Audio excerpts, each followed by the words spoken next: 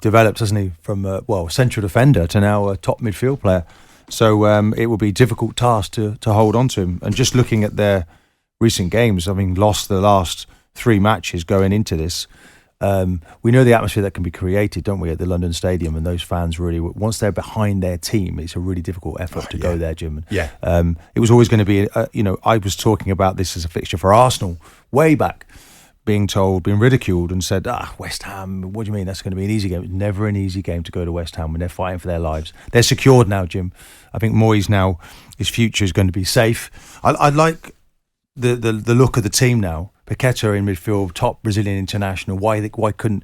Is it taking him so long? Is it a bit of a mystery? Benrahma, there's quality in the team. Cresswell at left back is a best shout. So they look much more solid. That's the platform. But they're actually playing a bit of football at the same time. They've got players in the team who can score goals. Of course, they were gifted a goal there, but they hung on, and they probably should have had more goals, Jim. Talking about futures, Martin, where is Declan's? I mean, obviously, talk abounds that he's into the last few weeks at West Ham. And it could be an incredible last few weeks for him there if they win in Europe. But Arsenal? Let's see. I'm sure that Arsenal will be interested. There's a transfer fee, though, isn't it? It's going to be enormous. West Ham will want to cash in as he runs down his contract. They need to do the right business. While he's there, they take advantage of him, and he's helped to keep them in the Premier League. Can you see the fit at Arsenal? I think it's going to be too expensive for Arsenal. Quite frankly, it will be too expensive probably for Liverpool, who've been running in the Champions League now for a number of years. So it's a player that Arsenal would like, but maybe as a free transfer, but not with the sort of the cost involved too much, Jim. You not go the extra mile for him though, Martin, to be honest, the way he plays? I don't know for Arsenal. I mean, if you look at their business, Trossard came in the transfer window, Jim, when they were a bit bigger fish and more expensive players. I don't think that's the route that Arsenal will go. I don't think they've got the money to do that. Okay, the Champions League brings vast revenue, but I don't see that as a player that they can afford to buy. Well, at one stage it seemed they would have been prepared to spend something like 80 or 90 on Mudryk. Well, it's going to be, 100 million for him? 125? 120. It's a hell of a lot of money. Plus add-ons, we heard. That's maybe what they want. We'll see how much competitive tension they get.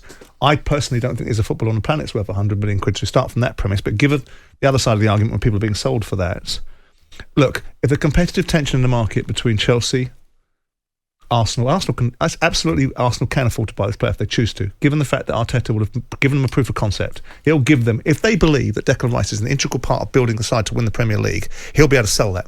He'll be able to sell it because he'll go, I'm that away. He's not. He needs other players in there as well. But if he thinks it's a real fundamental thing, I think it's a sellable situation to Arsenal. They do spend money. They tried to take Caicedo, didn't they? They spent 70-80 million quid on the boy Pepe. So they are capable of spending big money. And now that market's moved on, there's more money in the Champions League. There's more opportunities for them. They've got a different audience with the owner now. He's more engaged than he's ever been post the European Super League debacle. So there's a different feel about Arsenal. So I wouldn't be surprised if they did. But the only way this gets to 120 million quid is if United, City, Chelsea, and Arsenal all cut one another's throats for the benefits of West Ham. Having come through the Chelsea academy, it'd be difficult for them, wouldn't it, to go and pay 120 million for him, Chelsea? But money doesn't seem to be an issue. But they can't keep buying players, Jim, as they are and balance the books at Chelsea. Players are going to have to leave there before they can go in and get. But Simon said it could be the difference. It could be the difference, right? In the minds of those that want to sign take them to the next level? Well, I'm not sure. I mean, it's one thing playing for West Ham.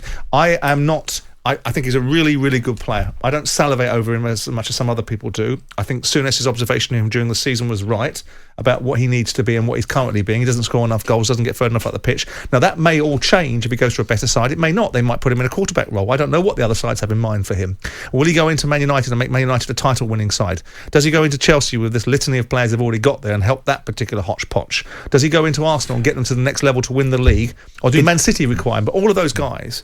That is a key role, though, isn't it? Grist to the elbow. That position for West Ham. Simon, is a really key position, isn't it? I mean, we had Pep, the master, telling us about Rudiger.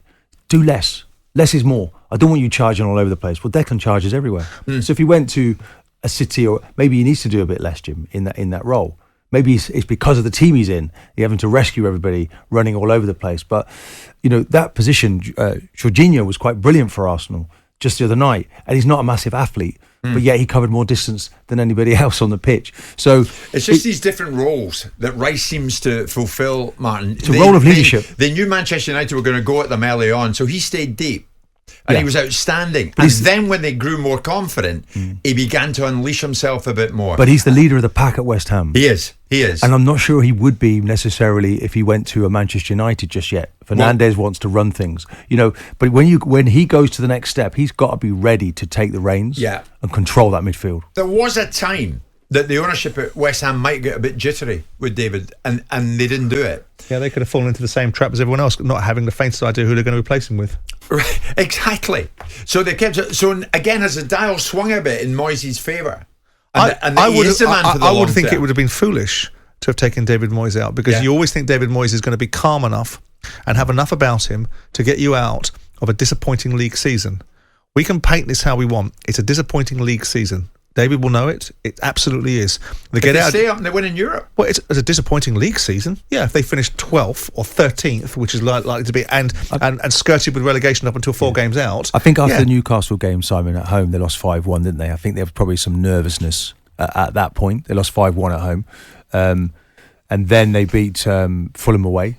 That might have been the rescue out there and then, Jim. And the Arsenal game coming back from was like a win. The way they performed, and then of course away at Bournemouth. So that pretty well was obviously beneath them. Other teams started to respond. They lost 3 games on the trot. Yeah. And then all of a sudden it's Moyes out again. But there isn't a history. So that's kind of shut people up a little bit. There isn't a history, as much as we have our differences of opinion, myself and David Sullivan, there isn't a history of Sullivan being particularly trigger happy. And when he and David Gold were sitting on top, God rest David's soul, they didn't necessarily just react. They didn't react to the adversity that they got, let alone the adversity of the manager. And normally what happens is the moment the chairman gets pelters in the minds of the media and the fans, then the manager carries the can for it. Yeah. So but they've been having pelters for years. So Simon, if they lose the next 3 games, I'm going to play devil's advocate here, but if they lose the next 3 games and they go out to the semi-final, does Moyes stay in the job next season? I still feel there is a challenge for David. I really like David. I like him as a fella. I think he's a really decent football manager, but I think there's a point where your race is run and there's a change that's needed. Now, whether that change is triggered by Declan Rice bringing a load of funds into the football club and subsequently that football club changes its direction, whether the ownership model changes because there's effectivity in now selling it for Sullivan and the Czech guy or whatever he is comes in and spends more money in there, and whether there's a need for a new manager. Look, David Moyes, I doubt will ever get West Ham relegated. I doubt that in his tenure. For sure. But you're looking in an upward direction. Now, of course, if he goes and wins the European League, everything gets glossed over. It gets, and David will say, well, the headline figures were 150 million quid. I can assure you we didn't spend that much. I'm sure David would say that. Yeah. Because that's the way that that's the way we've represented ourselves. It's not a great season for them if they win it. But it's not a great season. It's a great season if they win the Euro. It's a great season by the very nature of being in the third-rate European competition, which will give you West Ham something to win. But Simon, Declan knows what they've been in amongst. He says it would be a great season. We've had disgruntled West Ham fans ringing in here every week, Jim. We've had to pick up West Ham fans and support your manager. Off the back of a win against Man United, so you're going to get this natural euphoric reaction. You cannot suggest that West Ham have had a great season in the league.